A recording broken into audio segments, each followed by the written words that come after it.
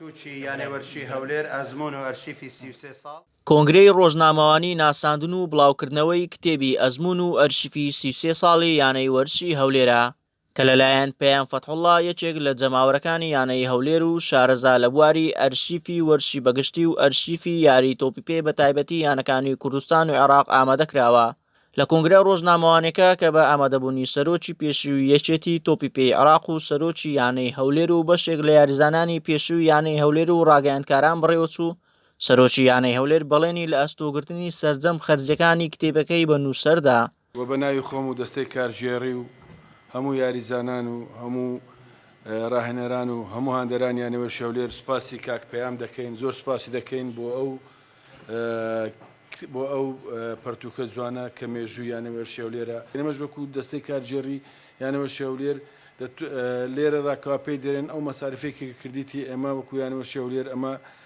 لە ئەستۆی خۆمان دەگرین چونکە ئەوە خزمەت ئەوە هەر زۆر کەمیشە بەڵامەوە خزمەتێکە بۆ یانەی وەرشی هەولێر پەیام فەتحوڵڵا نووسەر و ئامادەکاری کتێبەکە لەبارەی بیرۆکەی پرۆژەکەی ئاماژەی بۆ ئەوە کرد لە خۆشەویستی بۆیانەکەی و بوونی ئەو ئەرشیفەی لە ڕابردوو تا ئێستا لەلای گەڵاڵە بووە ئەمە وای لێ کردووە کتێبێک لەبارەی مێژووی یانەی هەولێر ئامادە بکات وتیشی کتێبەکەی لە 5 بەش پێک هاتووە و لە داهاتوویەکی نزیکیش کتێبەکە بە زمانی عەرەبیش چاپ دەکرێت.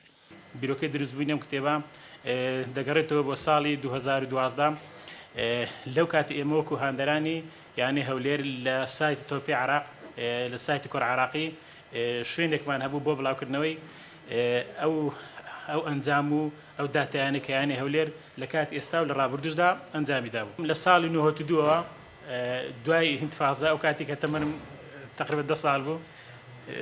لەو کاتەوە سەردانی یاریگام کردووە بەبێ پچڕانەوە تا ئێستا لەو کاتەوە خۆشەویستی یانەی هەولێر وەی کرد ئەم نەویشە بکەم بەڕاستی هەرچەندە زۆربەی نەکتەنها یانەی هەولێر زۆربەی یانەکانی دیکەش وەکو یانەی برایەتی یانەی ئاسۆ یانەی برایەتی یانەی ئاسۆ یا یاریەکانی دیکەی خولی عێراقی هەموو لێرە جێ کردوێتەوە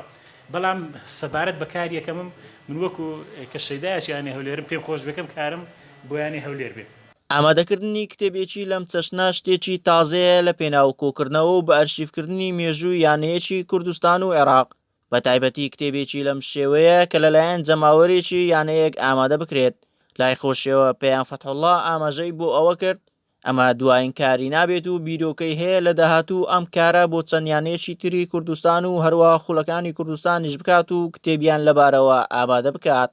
ئومێد ئیبراهیم، گەلی کوردستان، هەولێر.